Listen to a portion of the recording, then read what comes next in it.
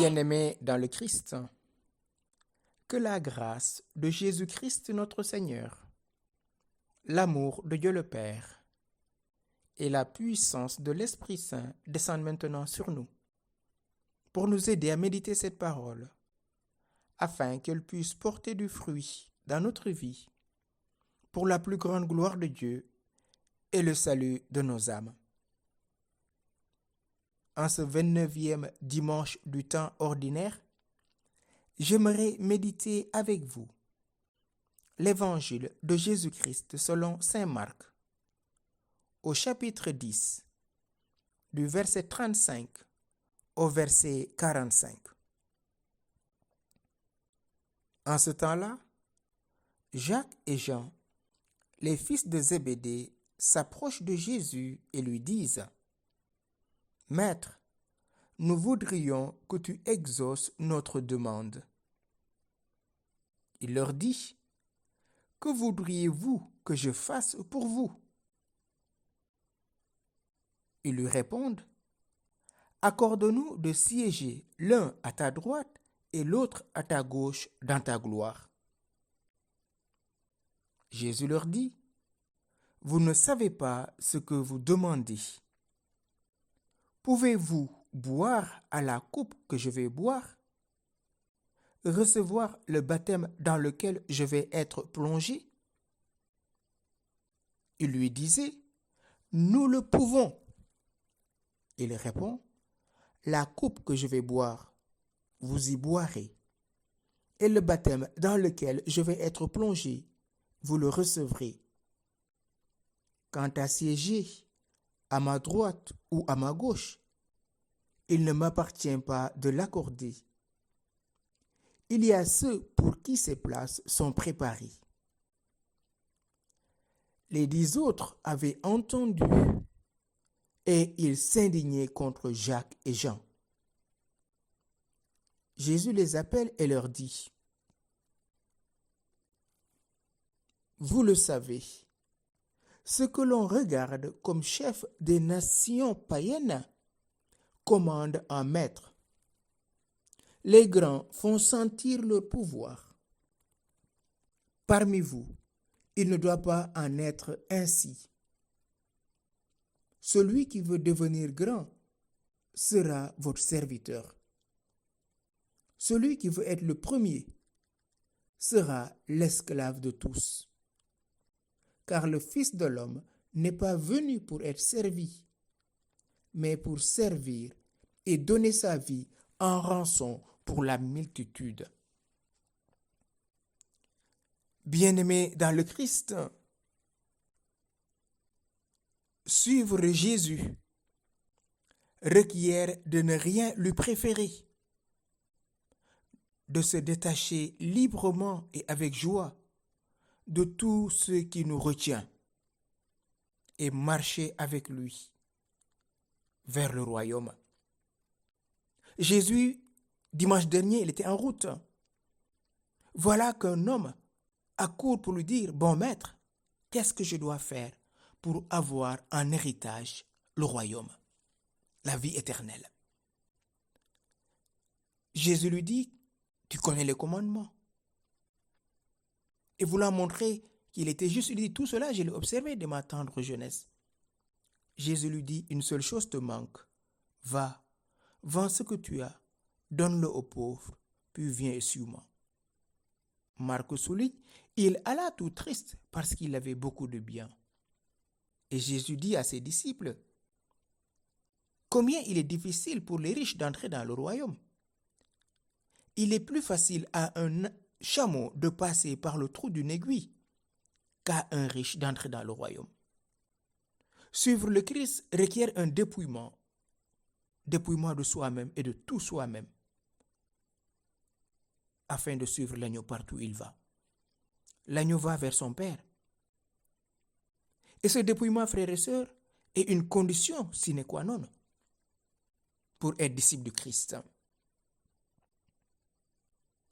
De telles exigences vont tellement à l'encontre de la sagesse et de la prudence humaine.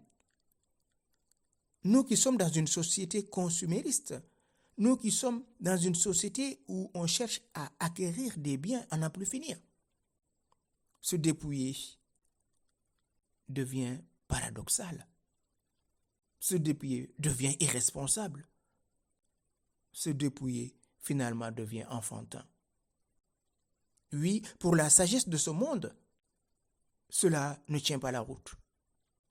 Mais la sagesse de ce monde est folie aux yeux de Dieu.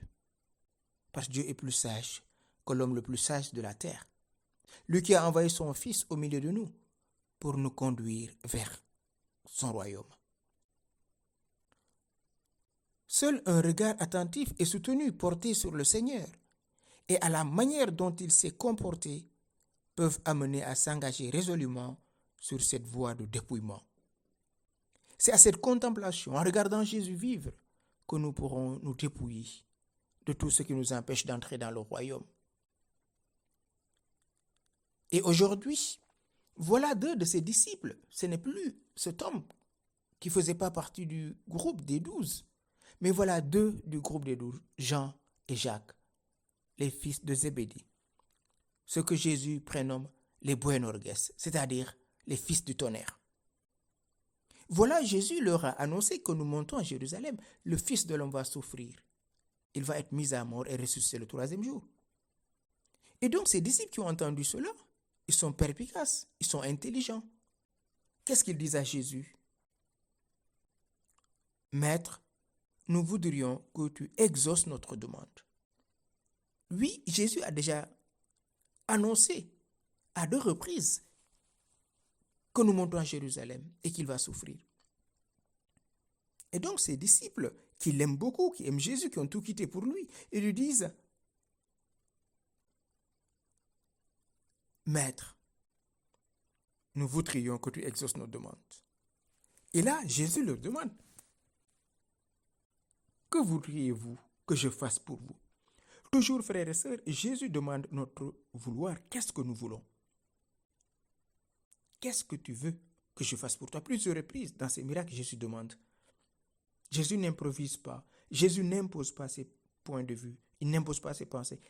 Au contraire, il cherche à élever notre volonté à la volonté du Père. Comme nous le disons à chaque notre Père, que ta volonté soit faite. Et cette volonté, nous ne pouvons pas la vivre seuls.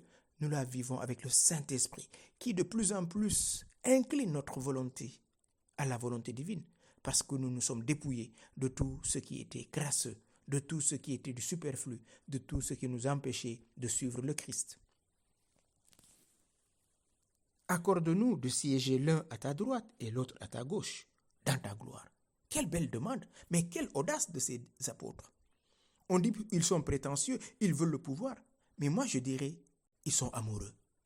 Parce que l'amoureux veut être à côté de sa bien-aimée ou de son bien-aimé. Et donc ces 2 sont amoureux, c'est les fils du tonnerre. Jean est perspicace, il est intelligent. Il sait que Jésus monte à Jérusalem, il va mourir. Même s'ils ne comprennent pas, les apôtres, ce que cela signifie. Mais Jésus monte à Jérusalem. Et donc il leur demande, nous voulons quand tu seras dans ton royaume, comme le dira le larron à la croix, souviens-toi de moi quand tu seras dans le royaume. Et Jésus dit, aujourd'hui tu seras avec moi dans le royaume. Mais il ne répond pas à Jacques et à Jean, aujourd'hui vous serez dans mon royaume. Il leur dit, vous ne savez pas ce que vous demandez. Autrement dit, votre demande est tellement forte, votre désir de me suivre est tellement fort, mais ce n'est pas encore le moment de me suivre. Ce n'est pas encore le moment. Pouvez-vous boire à la coupe que je vais boire, recevoir le baptême dans lequel je vais être plongé? Ils lui disent, nous le pouvons. Mais voilà l'audace de ces apôtres, voilà leur désir, leur amour fou pour Dieu. Oui, quand on est amoureux, frères et sœurs, rien ne nous arrête.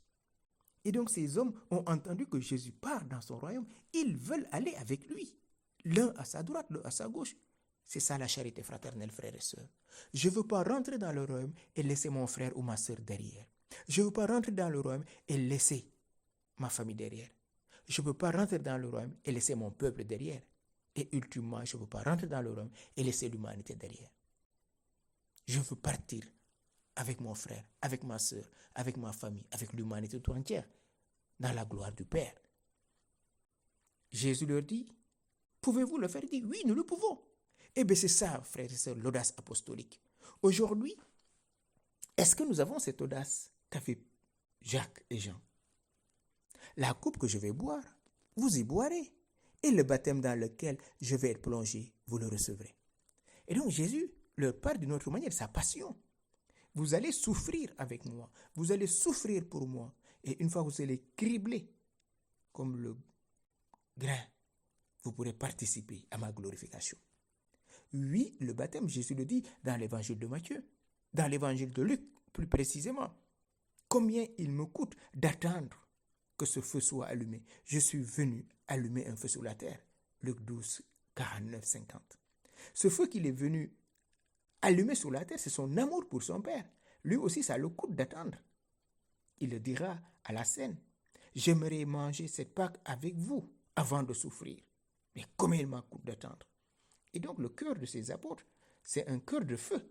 C'est des apôtres de feu, les fils du tonnerre. Jésus le dit, oui, vous le boirez. Parce qu'à mon nom, en parlant de moi, les hommes vont vous persécuter. Raison pour laquelle Jacques, il sera le premier à être décapité à Jérusalem. Jean sera le dernier.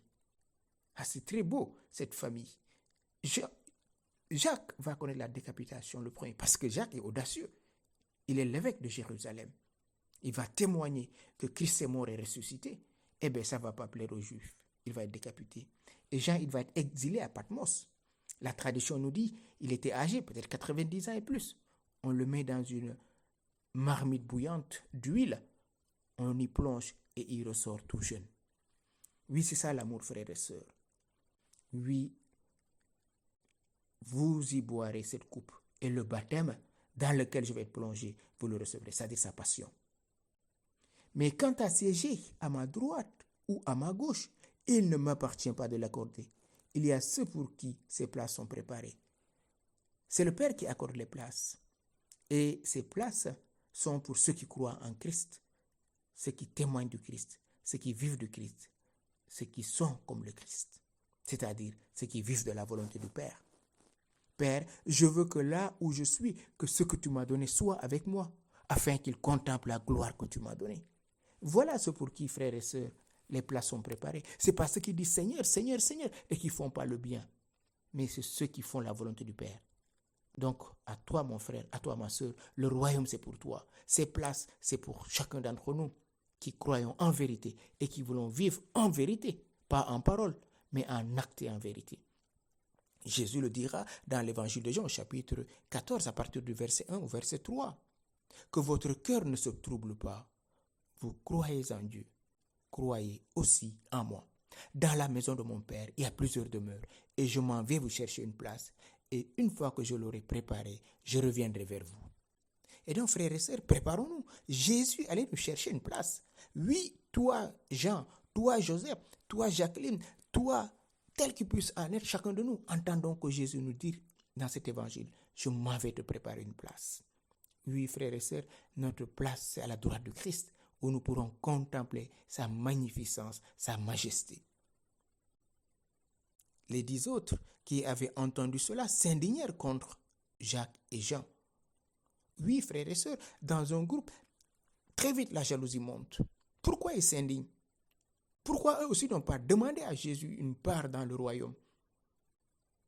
Voilà la jalousie qui monte dans le cœur des 10 autres apôtres qui sont appelés aussi à participer à la glorification.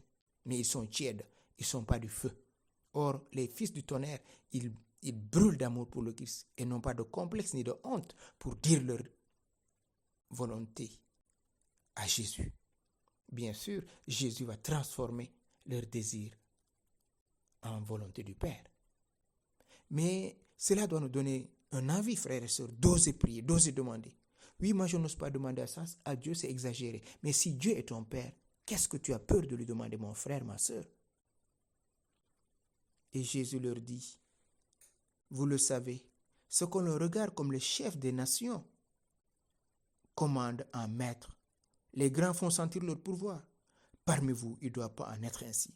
Autrement dit, ce n'est pas que tu es premier, que tu as écrasé les autres. Tu es premier pour être le serviteur de tous. Le plus grand doit être le serviteur de tous. Et c'est ça la vie chrétienne. Jésus le dit lui-même. Celui qui veut devenir grand, qu'il soit votre serviteur. Celui qui veut être le premier, qu'il soit l'esclave de tous. Car le Fils de l'homme n'est pas venu pour être servi, mais pour servir et donner sa vie en rançon pour la multitude. Le Fils de l'homme, c'est la vision de Daniel au chapitre 7. Daniel a une vision que voilà, le Fils de l'homme qui descend paré dans sa royauté, qui vient régner. Or Jésus dit, lui, il est venu pour servir. Oui, frères et sœurs, dans l'église, c'est pour servir. C'est moi le curé, c'est moi ceci, c'est moi comme ça. Ça n'a pas de sens. Le véritable disciple de Christ se reconnaît par l'humilité. Si moi, le Maître et Seigneur, je vous ai lavé les pieds, c'est un exemple pour vous, pour que vous fassiez de même. Oui, le Maître et Seigneur s'est fait tout petit. Il a lavé les pieds de ses apôtres, même les pieds de Judas, le traître bien sûr. Mais nous, on n'allait pas laver les pieds de Judas. C'est fort possible. Peut-être même on aurait rejeté depuis longtemps. Regardons dans nos querelles. Pourquoi nous rejetons les autres? Je ne vais plus jamais lui adresser la parole. Je ne vais jamais le pardonner. Pourquoi? Parce qu'on est encore dans la blessure. Parce qu'on aime, on a été trahi. On aime, on a été blessé. Mais on n'est pas chrétien. On reste humain. Et aujourd'hui, Jésus, dans cet évangile, il nous montre que la mission chrétienne qui est confiée à l'Église, c'est d'être un serviteur. Le serviteur, c'est celui qui aime, un amoureux de Dieu. Et un amoureux de Dieu, c'est celui qui vive du Christ. Voilà aujourd'hui, frères et sœurs. Aimer, servir, vivre. Sinon, on va se servir du Christ. Et aujourd'hui, beaucoup de personnes qui prêchent, ils prêchent eux-mêmes. Bien sûr, ils vont dire Jésus, mais c'est leur Jésus à eux, c'est eux-mêmes. Or, Jésus, c'est le serviteur, il ne fait pas de bruit. Le dernier, personne ne va être dernier. À l'école, on pousse les enfants à être premiers. Partout, on nous pousse à être premiers. Et cette société ne veut plus de dernier, ne veut plus d'erreur, ne veut plus de raté. Et l'Église nous dit, non, voilà les élus du royaume, c'est les tout petits, les humbles et les pauvres. Oui, frères et sœurs, qu'est-ce que nous voulons vivre dans notre vie chrétienne? Sommes-nous encore dans la compétition de moi-je? On écrase les autres parce qu'on a reçu une autorité. Or, l'autorité dans l'Église, c'est le service. Le plus grand parmi vous, qu'il soit le serviteur de tous. Le premier, qu'il soit l'esclave de tous. Si nos dirigeants des nations avaient compris cela, frères et sœurs, je vous assure, il y aurait moins de guerre. Je vous assure, il y aurait moins de famine. Aujourd'hui, on s'enrichit. On vote des lois iniques. Des lois qui détruisent la personne humaine. Des lois qui font honte à une personne civilisée. Aujourd'hui, dans nos familles, nous sommes divisés par la jalousie. Un autre a, moi je dois avoir. Un autre a fait et on raconte des mensonges sur les personnes. On raconte des calomnies. On détruit des vies. Au nom de quoi? Pour avoir une notoriété. Pour être reconnu. Oui, frères et sœurs, le plus grand doit être le serviteur de tous. Le plus grand doit être l'esclave de tous. Oui, ses disciples ont l'audace de demander à Jésus, Maître, nous voulons. Est-ce que toi, ma sœur, toi qui m'écoutes, est-ce que toi, mon frère, toi qui m'écoutes, tu es prêt à faire cette même prière? Seigneur, je veux que tu me délies de cette maladie. Seigneur, je veux que tu me délies de cette souffrance. Seigneur, je veux que tu me libères de ceci ou de cela.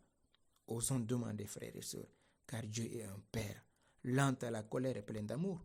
Il nous revient maintenant, en ce dimanche, de nous tourner vers Dieu avec confiance. Mais nous ne pouvons pas demander à Dieu si notre cœur n'est pas libre. Il faut nous dépouiller d'abord, comme l'évangile de dimanche dernier. Nous dépouiller de tout, vivre des commandements, c'est-à-dire aimer Dieu et aimer le prochain, et laisser cet amour irriguer notre cœur pour y enlever tout ce qui est méchanceté, tout ce qui est haine, tout ce qui est convoitise, pour que nous puissions être dociles à l'Esprit Saint. Oui, Saint-Esprit, je lève la voix maintenant pour prier pour chacun de mes frères et sœurs, pour que nous puissions entrer dans ce dépouillement, pour suivre en vérité Jésus dans sa passion. Aucune vie chrétienne ne peut être séparée de la passion. Nous avons peur de la croix. La souffrance nous fait peur. Mais aide-nous à l'accueillir. Pour tous mes frères et sœurs qui souffrent, tel qu'ils puissent en être la nature de leur souffrance, un divorce qui est programmé, un accouchement où on a peur, le manque de travail, le manque d'un conjoint, la mort d'un être cher, tout cela au Saint-Esprit. Nous t'ouvrons notre cœur et te demandons de faire descendre ta miséricorde sur chacun d'entre nous. S'il te plaît, regarde notre humanité. Nous avons peur des nouvelles qu'on nous dise du matin au soir. Sois notre consolateur, sois notre paraclet et aide-nous à entrer dans le regard de Dieu, à accueillir sa volonté. Saint-Esprit, tu connais nos cœurs, Visite-nous et fortifie-nous et ne permets jamais que ni la vie, ni la mort, ni souffrance, ni rien, que nous ne soyons jamais séparés de Dieu. Descends maintenant une onction sur chacun de mes frères et sœurs pour que nous puissions recevoir ta paix. Cette paix que Jésus est venu donner gratuitement, que cette paix descende maintenant dans le cœur de mes frères et sœurs, pour tous nos frères et sœurs qui sont dans la souffrance, qui sont dans la contrariété, dans la persécution, dans toutes ces familles divisées, dans tous ces couples en difficulté. Ô Saint-Esprit, viens mettre la paix, la joie et la résurrection, maintenant et pour les siècles des siècles. Amen.